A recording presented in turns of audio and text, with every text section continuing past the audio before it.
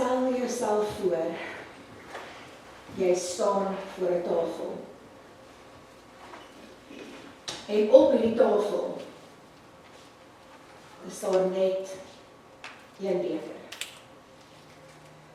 En jy weet presies wat in die beker is.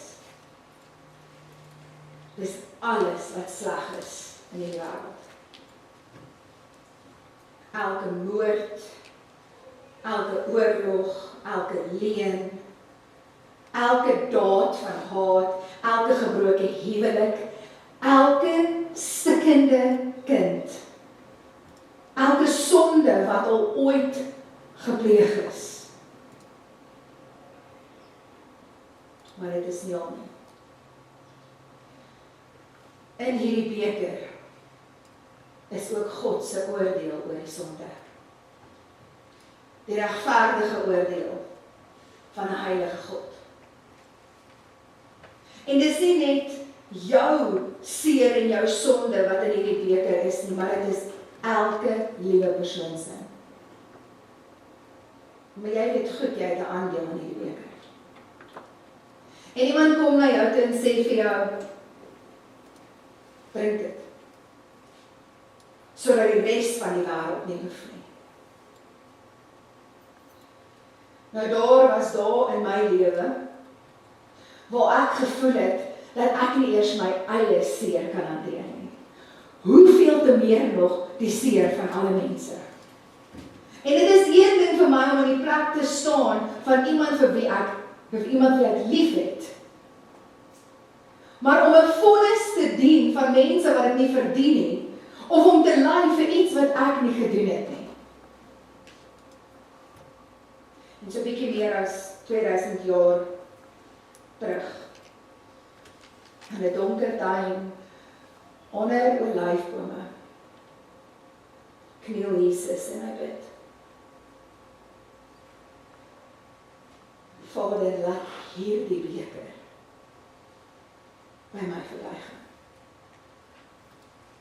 Want jy sien, hy het in hierdie beker gekyk, en hy het presies geweet wat in hierdie beker was.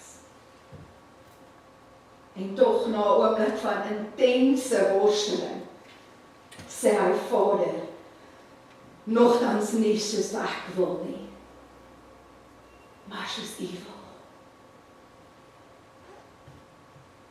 En hy kies om hierdie beker te drink. Nie omdat het regverdig is nie. Nie omdat hy enige aandeel gehad het aan die smart wat in hierdie beker was nie. Hy drink tot die beker. Omdat hy jou en my lief het. En so kom ons gaan vandag 'n bietjie terug na hierdie tuin toe. Terug na Getsemane. En kom ons kyk wat het werklik gebeur toe Jesus gebid het. Nou die tuin van Getsemane is seker een van die mees aangrypende oomblikke in al die evangelies. En ons weet Jesus het, voordat hy Getsemane toe gaan het, was hy saam met sy disippels in die boventrek besig om die Pasga of die eerste nagmaal te geniet. En van daar af het hulle al gestap na die tuin van Getsemane toe, wat aan die voet van die Olyfberg is. Nou, dit is nie toevallig dat hy Getsemane toe gegaan het nie. Hy het gereeld so toe gegaan wanneer hy in Jerusalem was. Nou, die plek Getsemane beteken die Olyfberg, die Olyfpers. Want dit was die plek waar olywe gepars is totdat olie uitkom. Maar hierdie nag het Jesus al uit die pers gekom. Die gewig van wat voor lê het op hom begin druk. En so by die olyfpers in Getsemane het sy lyding begin, wat eers aan die kruis voltooi sou word. Nou baie mense dink dat die grootste lyding wat Jesus moes verduur het was aan die kruis. En alhoewel sy fisiese pyn aan die kruis ondenkbaar is, moet ons nie die worstelstryd onderskat wat in Jesus se siel gewoed het by Getsemane. Nee. Want al die evangelies vertel ons van die intense emosie wat Jesus beleef het. En ek wil begin by Matteus 26 vers 38, waar Jesus sê, my siel is diep bedroef tot die dood toe. Bly hier en waak saam met my. Nou as daar ooit 'n tyd was, waar Jesus in sy mensheid broos en kwesbaar was dit nou. As daar ooit 'n tyd was, waar hy sy 3 naaste disippels, Petrus, Johannes en Jakobus, se nabyheid en gebede nodig gehad het, was dit nou. Jy sien, hulle het gewoonlik sy hulp nodig gehad. Maar nou, terwyl die stryd tussen die koninkryk van lig en duisternis tot 'n klimaks kom, en die uitkoms net deur Jesus bepaal kan word, het hy 'n behoefte gehad aan hulle gebede. En jammerlik, en seker tot die ewige verwyte van hierdie 3 disippels, het hulle hom geval. Hulle vlees was swak. En so telkens het hulle vlees die oorhand gekry, want 3 keer het hy hulle aan die slaap gevind. Markus 14 vers 33 sê vir ons, Jesus, hy het erg ontsteld en beangs begin word. Lukas 22 vers 44 sê, toe hy in 'n sware stryd kom, het hy met groter inspanning gebid, en sy sweet het geword soos bloeddruppels wat op die grond val. Nou die Griekse woord, wat hier gebruik word vir sware stryd, is agonia. En in die Engels word dit vertaal met agony, met anguish. Nou hierdie woord was dikwels ook gebruik om die intense stryd tussen 2 stoeiers in die destydse Olimpiese spele te beskryf. En dit het gedui op 'n stryd, 'n genadeloose stryd, 'n stryd om lewe en dood. Het was nie net 'n moeilike tyd nie. Interessant genoeg, een teologiese kommentaar verduidelik Jesus se worstelstryd op hierdie manier. Hulle sê, this is not fear of death. Ons moet nie dink dat in daardie oomblik het Jesus die dood gevrees nie. This was not fear of death, but the concern for victory in the face of the approaching decisive battle on which the fate of the world depends. Wat 'n verantwoordelikheid om op jou skouers te hê. Ek dink nie dit is 'n las wat ek of jy ooit sal kan verstaan nie. Nou Johannes beskryf nie noodwendig hierdie worstelstryd of hierdie gebed nie.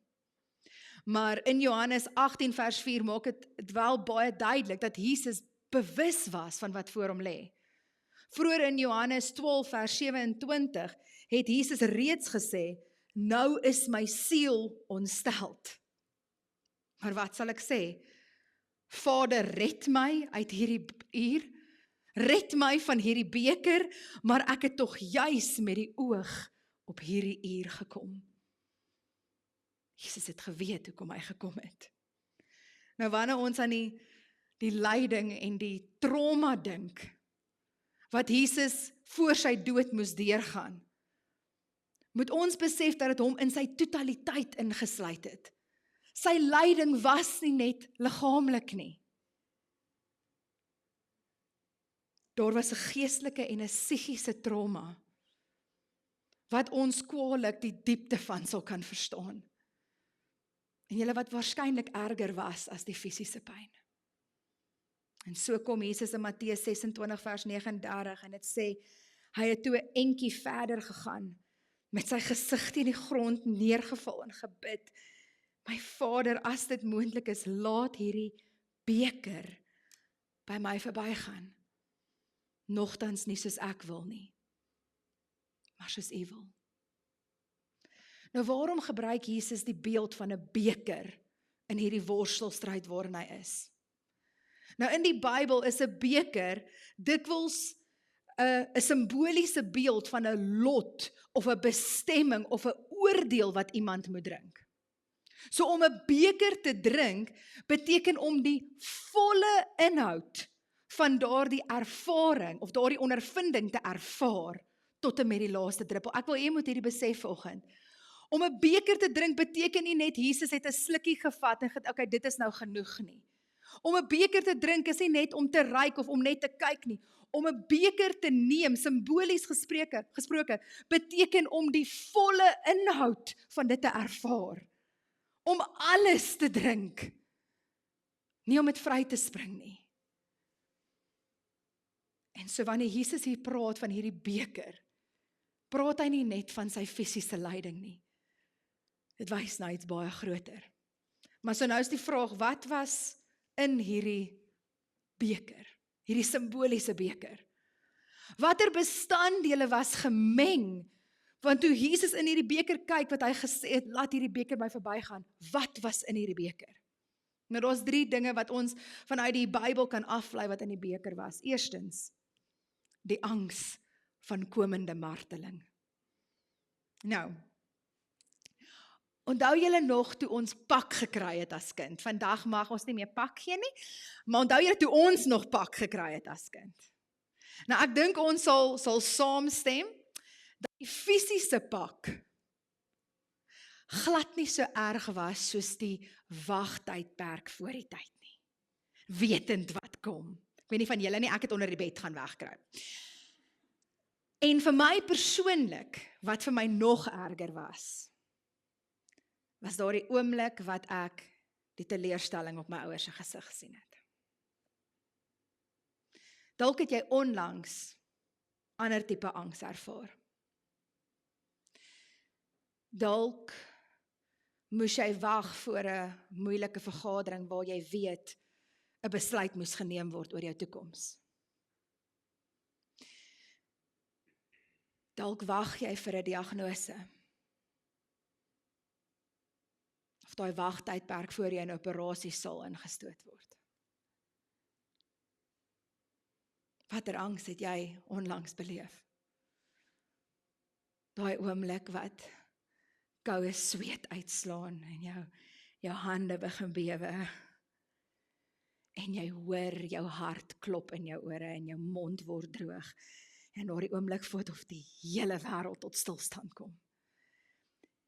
En jy ervaar daardie spanning. Wetend wat kom, maar jy kan niks omtrent dit doen nie. Kan jy jouself vir 'n oomblik indink hoe Jesus moes gevoel het? Hy was 100% God. Toe hy in die tuin van Getsemane was. Hy het presies geweet die lyding wat op hom wag. Maar hy was ook 100% mens. Wat beteken?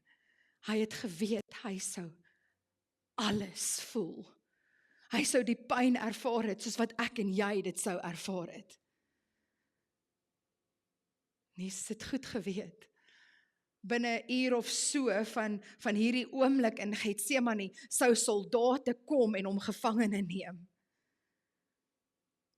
Sy vriende, sy disippels, hulle almal sou hom verlaat, hulle sou hom verwerp en verloon. Hy sou voor die Sanhedrin gesleep word en verneder word. En geslaan word. En dan sal hy geneem word voor Pilatus, waar hy onregverdig verhoor sou word, gegeesel word, amper tot die dood toe, gespot word. En dan sou 'n kruis op sy skouers gesit word en hy sou beveel word om die lydensweg te stap tot en met die wrede kruisiging. En saam met al hierdie was daar onmenslike pyn wat vir hom gewag het. Daar was bloedverlies. Daar was 'n dors. En daar was 'n stadige versmoring. Maar Jesus het alles geweet. En binnekort sou hy alles voel. Goeie Vrydag was nie pynloos vir hom nie. was die eerste ding wat hy gesien het, toe hy in daardie beker gekyk het. Die tweede ding, was die sonde van die wêreld. Nou, terwyl sonde vir ons, veral aanvanklik vir ons lekker is, moet julle onthou dat vir die heilige seun van God was dit onbeskryflik bitter. Hy wat nog nooit gesondig het nie. Hy wat nie geweet het hoe dit voel om sonde op hom te hê nie, moes nou al die sonde op hom neem. Elke sonde, klein tot groot, van Adam en Eva tot en met die laaste sonde wat nog moet gebeur, moes hy op hom neem. Want dit was deel van die beker wat hy moes drink. Hy, die onskuldige, moes hy die beker van sonde drink. En julle, dit is nie net ons sondes nie. Dit is ons pyn, dit is ons siekte, dit is ons smarte, onvolmaaktheid, ons gebrokenheid, alles was in daardie beker. En daar is nie 'n vers wat dit nog mooier beskryf, soos Jesaja 53 nie, hoor wat noem hy alles op, wat Jesus moes gedra het, wat in daardie beker was, nogtans ons siektes, hy het dit gedra, en ons smarte, hy het dit op hom gelaai. Hy is egter deurboor oor ons oortredings, verbrysel oor ons sondeskuld, en die straf wat vir ons vrede bewerk, was op hom.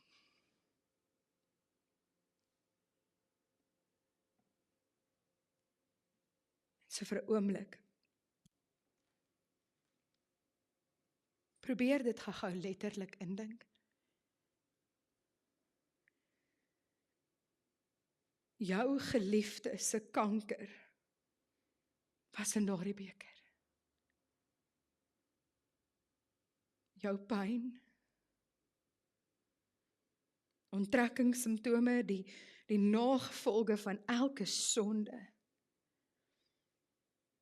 die ergste verwerping wat jy al ooit ervaar het, jou angs, die mees pynlike emosies wat jy jouself kan indink, dit was in hierdie beker. Ek weet nie van jou nie, maar ek word baie vinnig oorweldig deur net een situasie wat my beïnvloed. Kan jy jouself indink? Jesus in daardie oomblik het nie net met een situasie gesit nie. Hy het met die hele wêreld se oorweldigende emosies en seer en sonde gesit. In daardie paar oomblikke, kan jy vir 'n oomblik indink hoe oorweldig Jesus moes gewees het? Elke situasie wat jy al beleef het, was in daardie beker. Die derde ding wat in daardie beker was die oordeel van God teen sonde. Die Ou Testament gebruik gereeld die beeld van 'n beker om God se oordeel oor sonde uit te spreek. Kyk net na hierdie paar verse, in Psalm 75 vers 9 sê dit, die Here het 'n beker vol wyn en giftige speserye in sy hand, en dit is soos sy woede en straf is. En mense wat hulle nie aan die Here steur nie, hulle sal die beker heeltemal leeg moet drink. Elke druppel. Jesaja 51 vers 17, skud jouself wakker, staan op Jerusalem, jy wat uit die hand van die Here die beker van sy woede gedrink het. Die beker wat 'n mens laat styer het jy gedrink, leeg geslurp. Nou julle, die Here is nie onregverdig met sy oordeel nie. Inteendeel, hy is die enigste een wat heilig en volmaak is om te kan oordeel. Maar ons moet besef dat so onbeskryflik en wonderbaar soos wat sy liefde is, so verskriklik is die oordeel wat kom oor die wat sy liefde minag. En dit was in daardie beker wat Jesus moes drink. Was die beker van oordeel. En wanneer ons so praat, ek dink nie enige iemand twyfel oor die feit dat Jesus 'n worstelstryd gehad het nie, dat hy pyn ervaar het nie. Maar ek weet ons baie keer mense wat dink, maar daar was soveel martelare deur die eeue, wat ook gelei het, wat ook soos Jesus gesterf het. Julle, ons kan egter nooit hierdie vergelyking tref nie. Hoekom nie? Want ons lees van Christen martelare, wat juis terwyl hulle gelei het, terwyl hulle gesterf het, was hulle bewus van God se liefde en sy vergifnis en sy genade. Hoeveel van hierdie martelare het gesê dat hulle nie eers die pyn ervaar het nie, want hulle was so bewus van die Here se teenwoordigheid. Daar is geen martelaar wat op die oomblik toe hulle gesterf het, die sonde en die siektes en die smart van die hele wêreld moes dra nie. Daar was geen martelaar, geen Christen martelaar wat gesterf het, wat op die oomblik van hulle dood God se oordeel moes dra nie. En daar was definitief geen Christen martelaar wat op die oomblik van hulle dood God verlate was nie. Jesus moes daardie beker tref. Hy moes hom drink. Ons kan nie 'n vergelyking tref nie. Hy het daardie beker gedrink. Hy was God verlate, sodat niemand anders ooit weer dit hoef te ervaar nie. Maar dit is geen wonder dat Jesus gesê het, Vader, as dit moontlik is, laat hierdie beker by my verbygaan.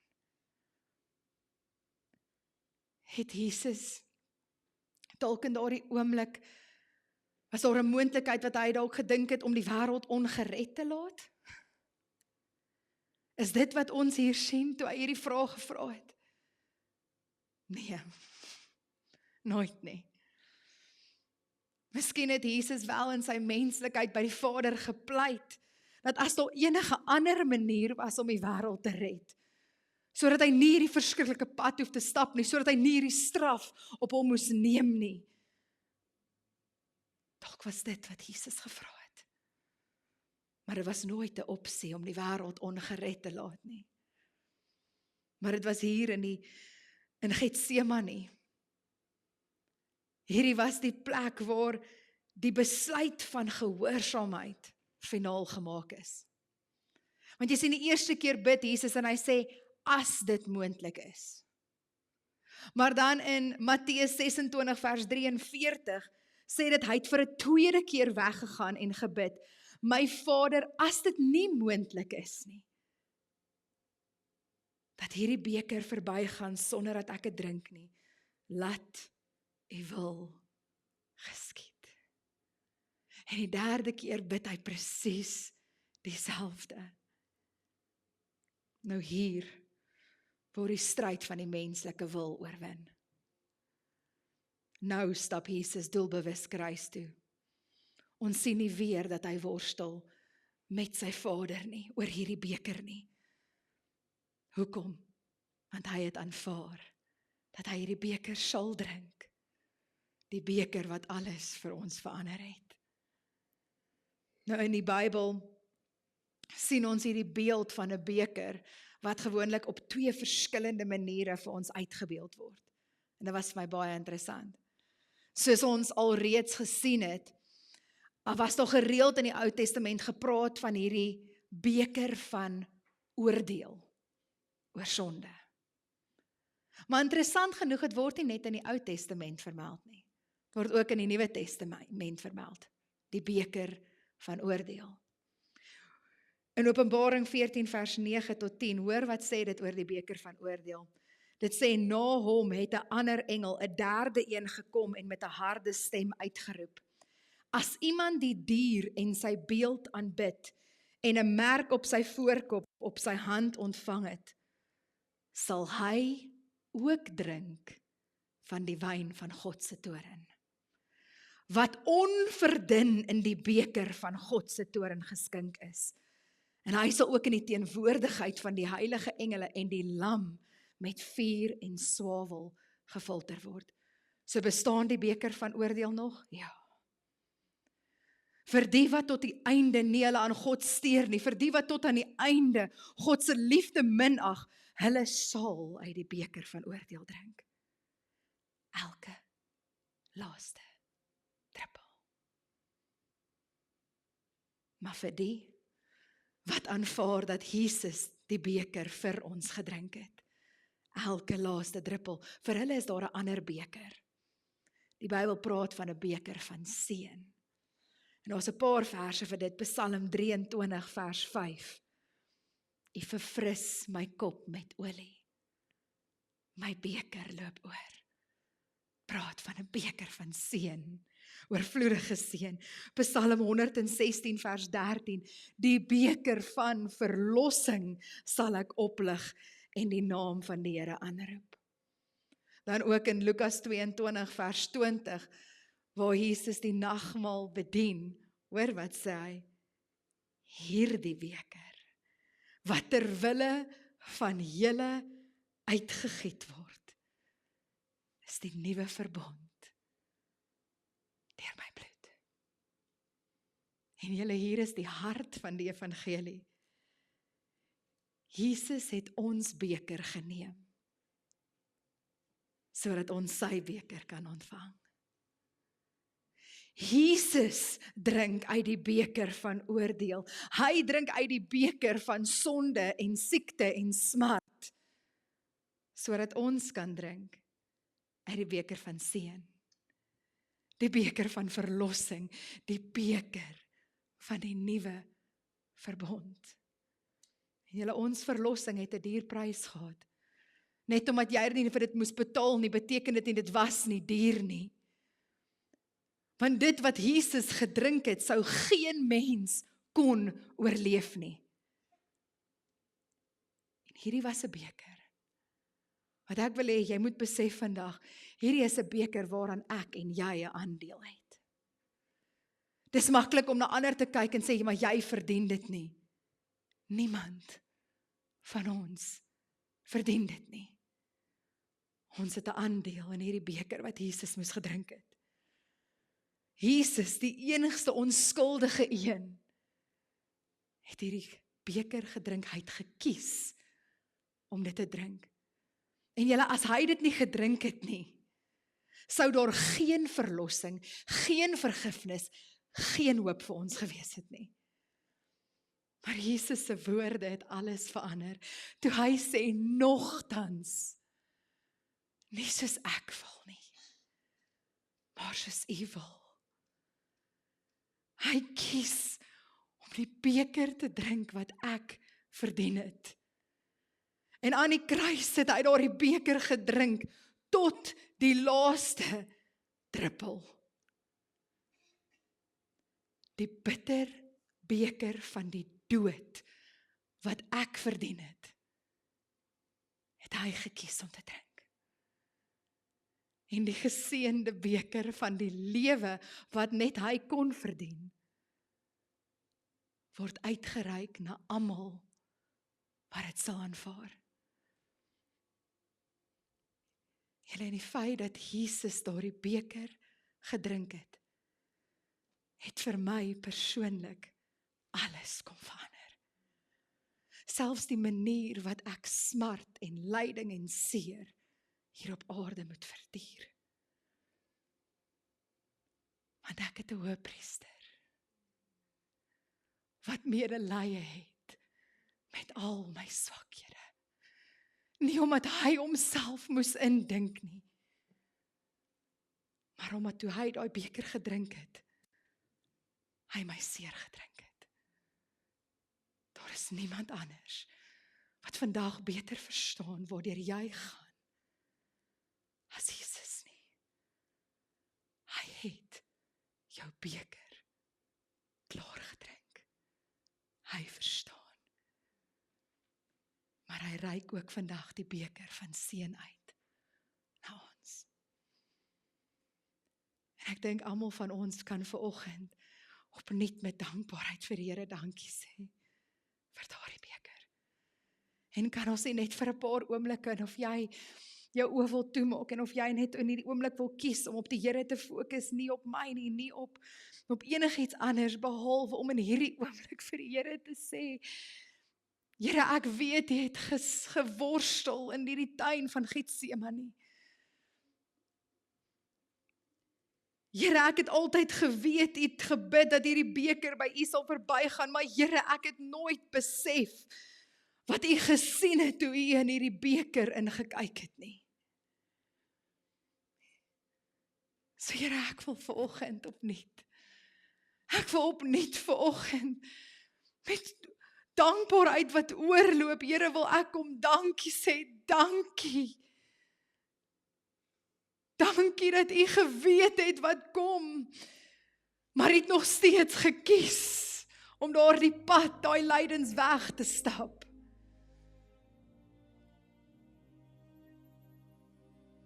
Here, U het my sonde gesien in daardie beker. Here, U het my siekte gesien. U het my diagnose gesien. U het my finansiële krisis gesien, U het my verwerping gesien, U het my angs gesien. U het gesien elke oomblik wat my hart gebreek is.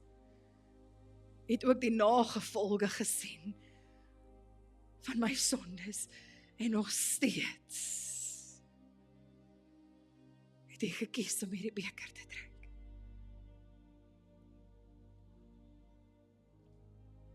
Here, U het die oordeel gesien van die heilige God.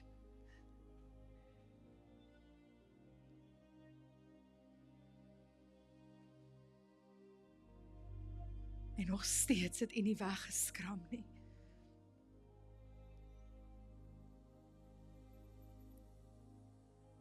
Maar Here, as daar mense is vanoggend, as daar mense is vanoggend wat sê, Here, ek het my eie worstelstryd wat nou aangaan. Here, ek het my eie tyd, Vader, waar ek voel ek is in 'n sware stryd. Dis 'n genadeloose stryd. Dit voel of ek nooit gaan wen nie. Dit voel nooit of ek aan die ander kant gaan uitkom nie. Here, vir elke persoon vandag wat sê, Here, hierdie beker voel vandag ook vir my te swaar. Het voel vir my te veel om te drink.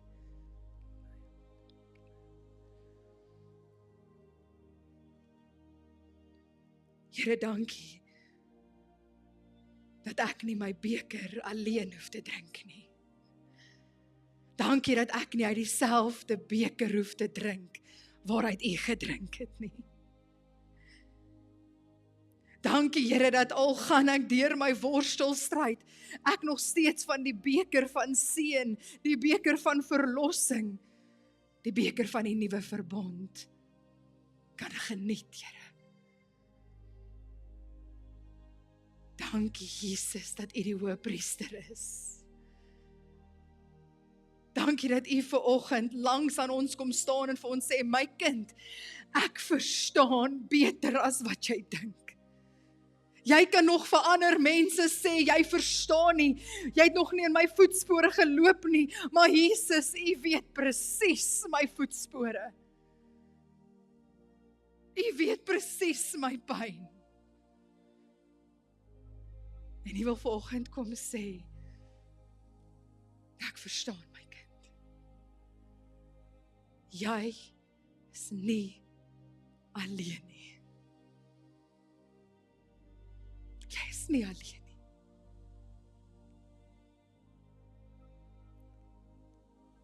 Aan die einde van jou beker is daar nog steeds verlossing.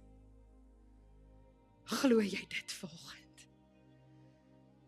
Kan jy vanoggend met oortuiging sê, Here, ek glo U beker het alles vir my verander.